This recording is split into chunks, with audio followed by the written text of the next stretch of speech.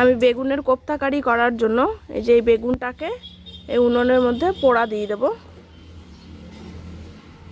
এই উনুনে Neva Neva আগুন আছে, এই আগুনের মধ্যে বেগুনটাকে পোড়া দিলাম। বেগুনটা পোড়া হতে থাক। এই যে আমার বেগুনটা পোড়া হয়ে গেছে, এই দেখুন। এবার বেগুনটাকে আমি পরিষ্কার করে নেব।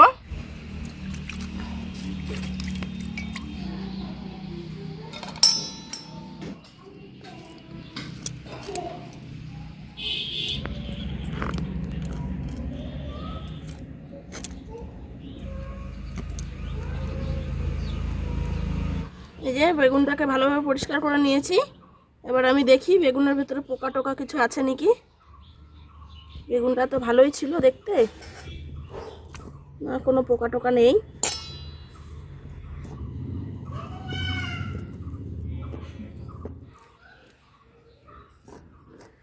এই যে এই দেখুন কোনো পোকা টোকা নেই। এবার এই বেগুনটাকে আমি মাখিয়ে নেব। এই যে কাঁচা লঙ্কাগুলোকে আমি কুচিয়ে এই পোড়া বেগুনের মধ্যে দিয়ে দিচ্ছি।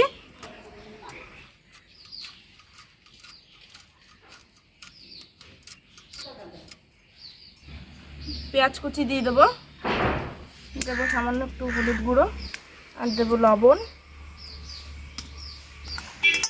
ভালোভাবে এবার এগুলোকে মাখিয়ে নেব।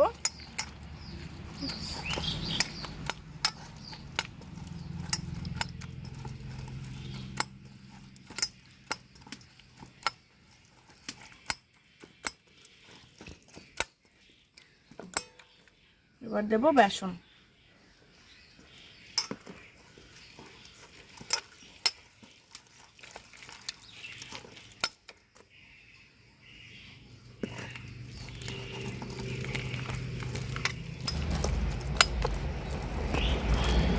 এবার আমি রসুনগুলো কিছুটা রসুন দেব গ্রেট করে।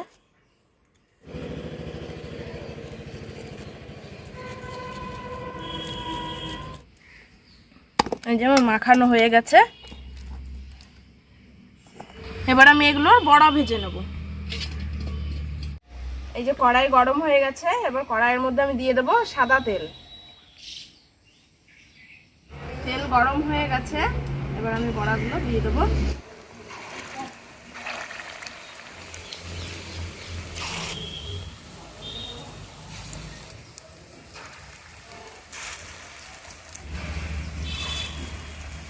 এবার আমি উল্টে দেবো বড়াগুলো।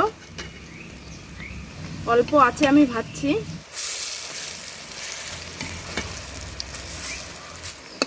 এবার এই উল্টো সাইডটাও কিছুক্ষণ হতে দেব, তারপরে তুলে নেব। যেগুলো হয়ে গেছে সেগুলো আমি তুলে নিই।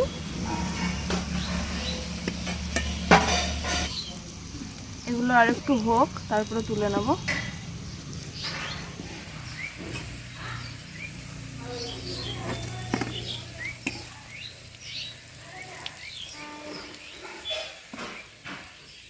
হয়ে গেছে, এবার আমি সবগুলো তুলে নিলাম।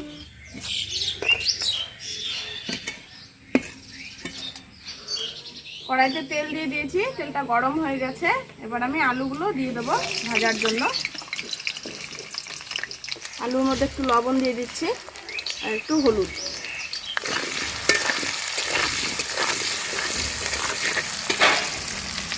এবার আলুটাকে আমি ভালোভাবে ভেজে নেব। এই যে আলুগুলো আমার ভাজা হয়ে গেছে, এবার আমি নামিয়ে নিচ্ছি।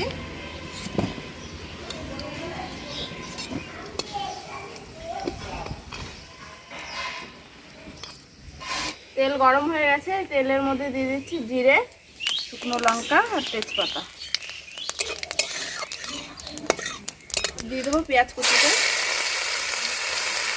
সামান্য একটু লবণ দিয়ে দেবো যাতে পেঁয়াজটা নরম হয়ে যায়। এবার দিয়ে দেবো আদা বাটা। এবার দিয়ে দেবো রসুন বাটা।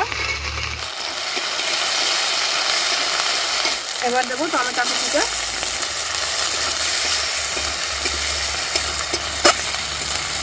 এবার দেবো জিরে আর ধনে বাটাটা। সামান্য একটু জল দিয়ে দেবো, একটু মশলাটা ফুটে যায়। এই লঙ্কা বাটাটা দিয়ে দেবো। আর দেবো হলুদ। এই দেখুন মশলাটা ভালোভাবে কষানো হয়ে গেছে, মশলা থেকে তেল ছেড়ে দিয়েছে। এবার এর মধ্যে আমি ভেজে রাখা আলুটা দিয়ে দেবো।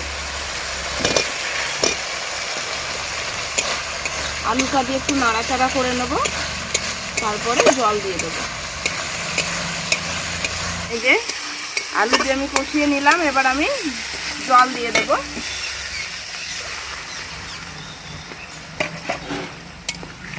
এবার এটাকে আমি কিছুক্ষণ ঢেকে রেখে দেবো যতক্ষণ না জলটা ফুটে উঠছে। এই ঝোলটা ফুটে উঠেছে, এবার আমি বড়াগুলো দিয়ে দেবো।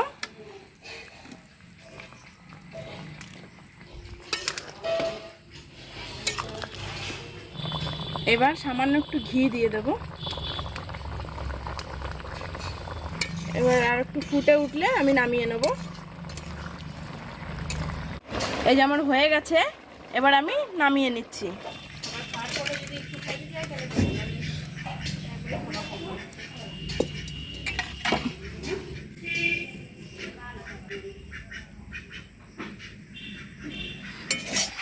এই যে দেখুন আমার বেগুনের কোপ্তা কারি হয়ে গেছে। আপনাদের যদি ভিডিওটি ভালো লেগে থাকে তাহলে অবশ্যই একটি লাইক করবেন, কমেন্ট করবেন এবং শেয়ার করবেন। আর যারা আমার চ্যানেলটিতে নতুন দেখছেন তারা অবশ্যই চ্যানেলটিকে সাবস্ক্রাইব করে রাখবেন এরকম নিত্য নতুন আরও ভালো ভালো রেসিপি পাওয়ার জন্য। তো চলুন আজকের ভিডিওটি এখানেই শেষ করছি। সবাই ভালো থাকবেন, সুস্থ থাকবেন। তো পরবর্তী ভিডিওতে আবার দেখা হচ্ছে।